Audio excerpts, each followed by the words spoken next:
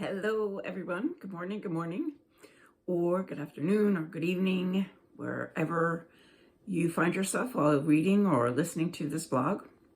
As you can see, I have my green on for St. Patrick's Day. So before I start, I'd like to just wish everybody a happy St. Patrick's Day, because we're all Irish right now. So the name of the blog today is called, or this week rather, is called The Ego, Friend or Foe? Interesting question, right? So the simple answer, I think, is that it can be both. I've said more than a few times that our ego is not the enemy, and no matter how hard we try, we can never eliminate it, nor would we really want to do that. Our ego is part of the human experience. It differentiates us from each other, and it helps us define our place in this world. And as the ego gets stronger, so does our sense of self. A healthy ego helps us to feel confident and proud of who we are and have become. Without a wholesome, powerful ego, we might not find the necessary courage to stand with humility and pride, shine our soul's light, and really make a difference in the world. I talk a lot about the ego is the part of us that feels fear. And a life driven by fear will make accomplishing our life's purpose difficult. If a person's life is more ego-driven than soul-directed, then fear is much more likely to overwhelm us. Now, some fear, of course, is helpful, like when we're in danger and we need to flee from a potential threatening situation. As we were growing up and our ego was evolving, when we were children, we heard things as I did, like, "Who do you think you are?" Or, "Stop bragging, you're so conceited and full of yourself." We might make ourselves small and downplay our accomplishments just to be accepted and liked. In those cases, our ego or positive sense of self might be diminished. Being and expressing the magnificent being of light and love that we are may be suppressed. Our soul would then have a difficult time expressing the eternal part of who we are.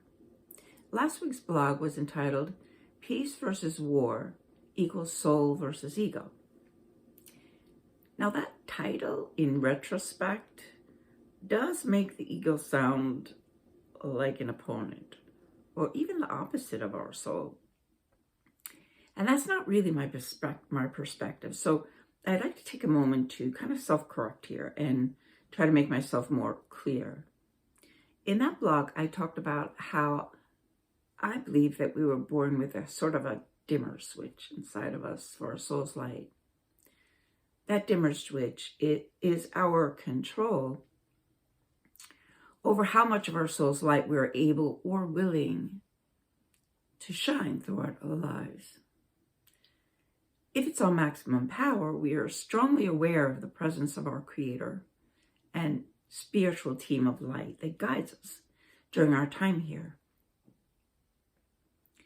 Those of us on a fervent spiritual path, directed by the infinite light of the one energy that binds us to each other, usually have our dimmer switch turned way up. My computer's not cooperating. This week I was listening to a wonderful book by one of my favorite authors, Anita Moorjani. It is called Sensitive is the New Strong. And in it, she describes the way she sees the ego and the soul in a really amazing way. To my surprise, she also described a sort of dimmer switch for our soul's light, but instead of a switch, she used an image of a TV remote. I thought I came up with that idea all by myself, which clearly I didn't.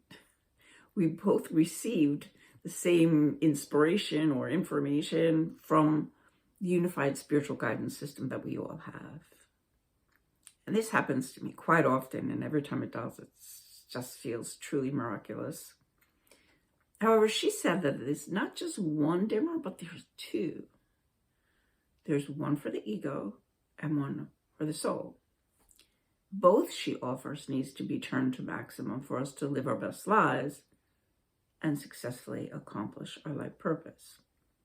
I like that. Fear is only one aspect of the ego mind. Yet if fear becomes our common response to most life experiences, our ego can more fully into fear itself. Our self-confidence may wane. Our self-compassion, self-forgiveness, empathy, and joy may also become hard to access.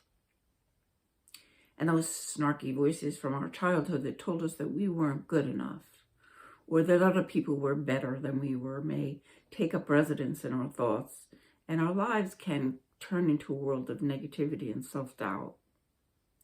So what is the answer or answers to reining in the fear and allowing the strong yet vulnerable ego to thrive? First, we simply just have to accept our ego as a necessary part of the human experience. And during my meditation this morning, I asked for guidance in helping us all understand this rather confusing topic. And a dialogue between my soul and my fearful ego ensued. And I was made aware that this discussion occurred during a time before I understood the importance of a healthy, strong, and fearless ego. At that time, I feared speaking up and showing the world how wonderful I am, just as we all are, because I thought I would appear egocentric. But I wasn't egocentric then, and I'm not now. Being egocentric, according to Morjani, quote, involves being self-centered and self-serving, often to the detriment of others. Egocentric people frequently display a lack of empathy for the needs and feelings of others, of the world at large, unquote. So here's how the dialogue went. You're the perfect part of us, and I'll never be able to achieve the goodness and beauty that you have, my ego lamented. I make so many mistakes, and then you have to fix them for me and set me straight time after time. I'm so afraid I'll never get it right and stop making mistakes. I think that I should just get out of the way so that you can do what you came here to do. Being human is all about making mistakes, my soul replied with compassion. We all fall down at times. It's just important to get back up. Challenges are where the lessons and wisdom are. And it's why I wanted to make this journey again. Souls and egos are joined together until the last earthly breath, my soul continued. We need each other to accomplish our mission here. I can't fulfill my destiny as a soul without my compatible human counterpart, you. And it's okay to be afraid sometimes. This world can be harsh, unpredictable, and scary. But I'm always here. I'm always here in times of your fear and distress to help you remember your strength, your courage, your tenacity. I will remind you of your intense compassion, ability to forgive easily, and the overwhelming love flowing from your tender heart. So the dialogue ended, but my meditation continued. And I received images, memories of all the good that I've done, all the lives that I've touched in a loving way, and all of the light together with my soul that we brought forth into the world. And sometimes we forget the good that we do. We tend to focus on our mistakes. But this was a really beautiful moment for me where I realized, well, I have done good in this world. I can do more. But after that moment, I kind of felt the tears, and they fell on my cheeks, and I felt this oneness with the energy of my soul and that of my courageous and fearless ego. I felt that merging together. And self-forgiveness, forgiving myself for all those mistakes that I've made, it flowed like a river into my heart. And gratitude for all that I am and all that I can be, that I want to be, felt like an infusion of God's love. And the dimmer switch of my entire self, ego and soul, felt like it rose to maximum power. And then tranquility and bliss kind of settled over me like warm sunshine on a bright summer day. And I felt overwhelmed and embraced by the infinite light of the divine. And it was truly something. So our strong positive egos are indeed important to our souls. A healthy ego knows how to practice self-care and put itself first when it needs to without feeling selfish, which is sometimes hard for empaths or light workers or spiritual teachers. We're good at giving, but we're not good at receiving or sometimes taking good care of ourselves, as I always want to do for others. But it's important. We can't give if we don't receive.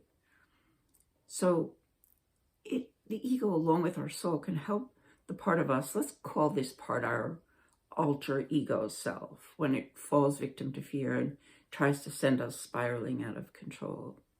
I used to think denying my ego and hiding my divine power would make people like me and would help me avoid conflict.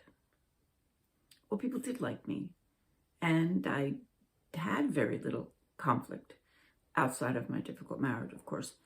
The problem was that I didn't like myself much then, until I finally did accept my ego and kind of allowed it to strut its stuff. And when I say accepted, I accepted all the parts of myself. None of us are perfect. So I said, I can always improve certain parts of my life, but the part of me in there that wants to do good and wants to help people, that's my soul. That's my my greatest spark. So, together with our soul and our ego together make the best team. So let us always love and honor every part of ourselves. Let us be grateful for the entire human experience, even the lesson-filled adversities and challenges. Let us try to do our best to still the fear when it rises by calling on our courageous, confident, and healthy ego, as well as our infinite and loving soul. We got this. So just to sum things up a little bit more, I'm sure if you're like me, you've read a lot of spiritual books over the years and listened to spiritual teachers. And if we've noticed, and I've been guilty of this too, that the ego has not been presented in the best light, because it's just been presented as mostly fear. That's kind of the way I thought about it too. But the way Anita Moorjani talks about it, that the ego is much more than that. Part of it is fear.